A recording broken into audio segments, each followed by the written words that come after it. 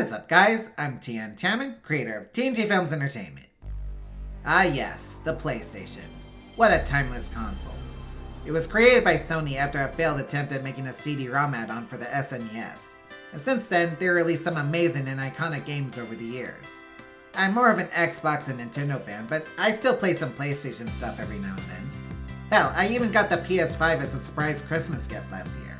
And thanks again, Dad. I highly appreciate it. Anyway, one game that fascinates me lately is Dreams by Media Molecule. In it, players can create their very own games and music completely from scratch and share them with the world. It's super neat. But what I really want to talk about is what's basically the main campaign, Art's Dream. Because it's so amazing and I want to show my appreciation for it. The story follows the titular Art, a former jazz musician who is part of a band called the Meridian Grooves. One night, his bandmates asked him to tone it down because he was playing a little too loud. But then he lashed out at them because he thought he was the star of the show, and he left out of frustration. And sometime later, he regretted his selfish behavior. So he sets out to apologize and reunite with his band and turn a new leaf. Every now and then, he starts dreaming about stuff he liked during his childhood. There's a teddy bear and a fox named Francis and Foxy who's off on an adventure to save a dragon named Lancewind and to stop the evil, scary crow known as the Thornbeak. There's also a little robot named Debug, based on Art's favorite movie, which is pretty cute. I think that would be my favorite too.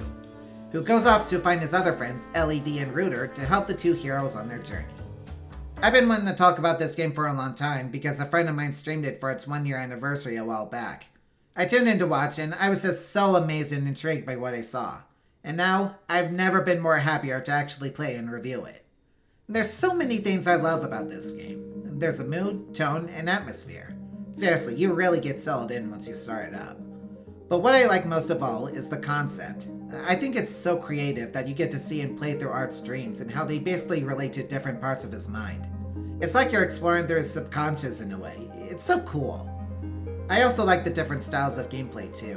When you're playing as the teddy bear, the fox, and the robot, it's a typical platformer.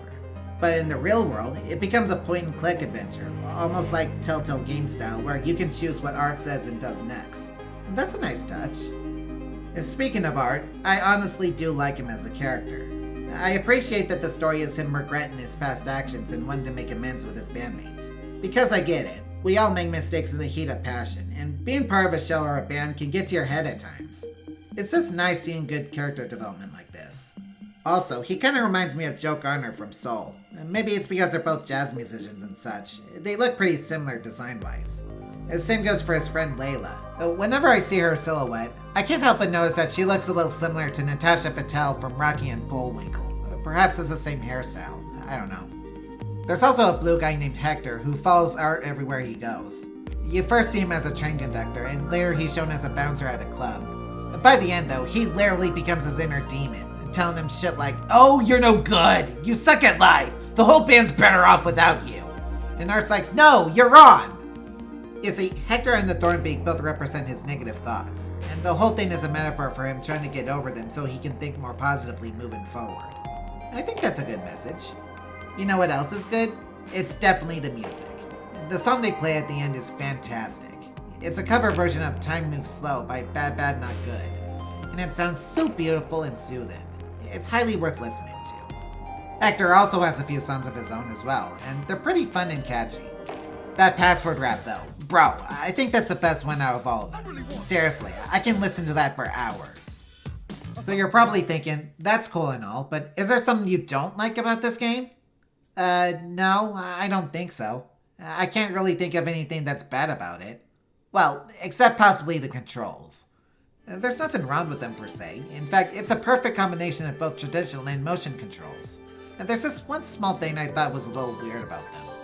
You use the R2 button to do pretty much most of your actions, like swinging Francis' hammer, charging up Debug, and so on.